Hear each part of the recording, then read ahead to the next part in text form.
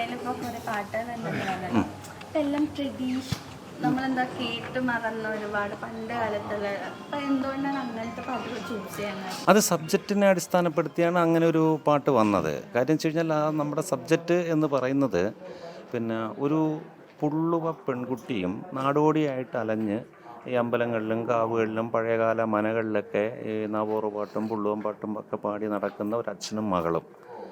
അവർ ഒരു സന്ദർഭവശാൽ ഒരു ഗ്രാമത്തിലെത്തിയപ്പോൾ അവിടുത്തെ അമ്പലത്തിലെ പൂജാരി നമ്പൂതിരി യുവാവുമായിട്ട് ഈ മായമ്മ എന്ന പുള്ളുവ പെൺകുട്ടി പ്രണയത്തിലാവുകയും തുടർന്ന് അത് സംബന്ധിച്ച് ആ പെൺകുട്ടിക്ക് സാമൂഹികപരമായിട്ടും രാഷ്ട്രീയപരമായിട്ടും ഒക്കെ ഉണ്ടാകുന്ന ബുദ്ധിമുട്ടുകൾ, സാമൂഹികപരമായിട്ടും രാഷ്ട്രീയപരമായിട്ടൊക്കെ ബുദ്ധിമുട്ടുകൾ അങ്ങേയറ്റം എത്തിപ്പെട്ട് അവളുടെ സ്ത്രീത്വത്തിനെ വരെ അത് ചോദ്യം ചെയ്യപ്പെടുന്ന ഒരവസ്ഥയിൽ നിന്ന് അവൾ ഫീനിക്സ് പക്ഷിയെപ്പോലെ ഉയർത്തെഴുന്നേൽക്കുന്ന ഒരു സംഭവമാണ് ഇത് വരുന്നത്.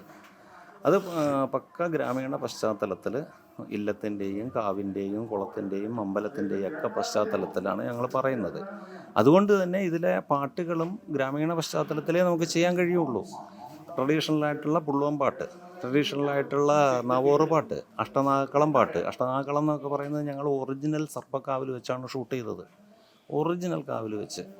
അപ്പോൾ ആ ഒറിജിനൽ കാവിൽ വെച്ച് ചെയ്യുന്നതിന് അതിൻ്റേതായിട്ടുള്ള ശുദ്ധവും വൃത്തിയും ആചരണങ്ങളും ഒക്കെ ചെയ്തിട്ടാണ് ഞങ്ങളവിടെ ഷൂട്ട് ചെയ്തത്. എല്ലാവരും വ്രതമെടുത്ത്, നായികയായിരുന്നാലും യൂണിറ്റിലുള്ള പയ്യന്മാർ വരെ പക്ക മത്സ്യമാംസാദികളെല്ലാം ഉപേക്ഷിച്ച് സ്ത്രീകളുടെ മറ്റ് അശുദ്ധി അത്തരം കാര്യങ്ങളെല്ലാം പരിശോധിച്ച് ഒരാളെ പോലും ജൂനിയർ ആർട്ടിസ്റ്റുകളെ പോലും നമ്മൾ വെറുതെ വിട്ടിട്ടില്ല. അതുണ്ടെങ്കിൽ ശുദ്ധം ഉണ്ടെങ്കിൽ മാത്രമേ കയറണ്ടൂ എന്നുള്ള രീതിയിലാണ് ഞങ്ങൾ സ്ട്രിക്റ്റായിട്ട് നിന്ന് സർപ്പക്കാവിൽ വെച്ച് ഷൂട്ട് ചെയ്തത്. എല്ലാം ആ ഒരു ഗ്രാമീണ അന്തരീക്ഷം കിട്ടാൻ വേണ്ടി തന്നെയാണ്. അപ്പോൾ നമുക്ക് ആ ഒരു രീതിയിലേ ആ പാട്ടും നമുക്ക് ചെയ്യാൻ കഴിയുള്ളൂ. അതിൻ്റെ റിസൾട്ട് ഇപ്പം ആക്ച്വലി നമ്മളെ മില്ലേനിയം ഓഡിയോസാണ് നമ്മുടെ സോങ് എടുത്തിട്ടുള്ളത്. ഒരു യൂട്യൂബിൽ ഇപ്പോൾ നല്ല രീതിയിൽ റീച്ച് ആയിക്കൊണ്ടിരിക്കുന്ന ഉണ്ട്. പിന്നെന്ന് വെച്ച് കഴിഞ്ഞാൽ ഈ അഷ്ടനാഗക്കളം നമ്മൾ അതിൻ്റെ ആ ഒരു അഷ്ടനാഗക്കളം ഇടുന്നതിനൊരു ക്രമമുണ്ട്, അതേ ക്രമം. അപ്പോൾ ആ നമ്മൾ ഷൂട്ടിന് ഉപരി ആ അമ്പലത്തിലൊരു യഥാർത്ഥ ഉത്സവമാണ് നമ്മളവിടെ നടത്തിയത്. അതാണ് അതിൻ്റെ ഒരു വ്യത്യാസം. അപ്പോൾ ഒരു ദിവസത്തെ ഉത്സവം ഞങ്ങൾ നടത്തുകയാണ്. അത് ഒരമ്പലത്തിൽ എങ്ങനെ ചെയ്യണോ അതേ പ്രകാരം, ക്രമം തെറ്റാതെ. അപ്പോൾ അത് ഉത്സവം ഞങ്ങൾ നടത്തി, അല്ലാതെ ഞങ്ങൾ ഷൂട്ട് എന്നുള്ളതല്ല.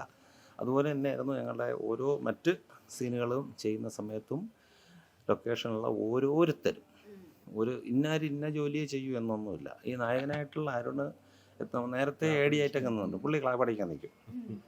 പിന്നെ നമ്മുടെ ഇന്നിരുന്നില്ല, എന്ത് ആരെ കയ്യിൽ എന്ത് ചെയ്യണോ അവരങ്ങ് ചെയ്യും, അല്ലാതെ ഒരു മാറി നിൽക്കില്ല. ഞാൻ ഇന്നാരാണ്, ഞാൻ ഏടിയാണ്, അല്ലെങ്കിൽ ഞാൻ ആർട്ട് ഡയറക്ടറാണ് എന്ന് പറഞ്ഞിട്ട് ഒരാൾ മാറി നിൽക്കില്ല. എൻ്റെ ജോലി അല്ല അത് എന്നല്ല പറയുക, ഞാൻ ചെയ്യാം. അതുകൊണ്ടെന്ന് വെച്ച് കഴിഞ്ഞാൽ ഒരു കുടുംബത്തെ പോലെ ഞങ്ങൾ 10-30 ദിവസം അടിച്ചു പൊളിച്ച് സന്തോഷത്തോടു കൂടി ചെയ്ത ഒരു സിനിമ ചെയ്ത്. എൻ്റെ ഒരു സിനിമ ചെയ്യുന്ന ഒരു ഫീലൊന്നും ആർക്കും ഉണ്ടായിട്ടില്ല.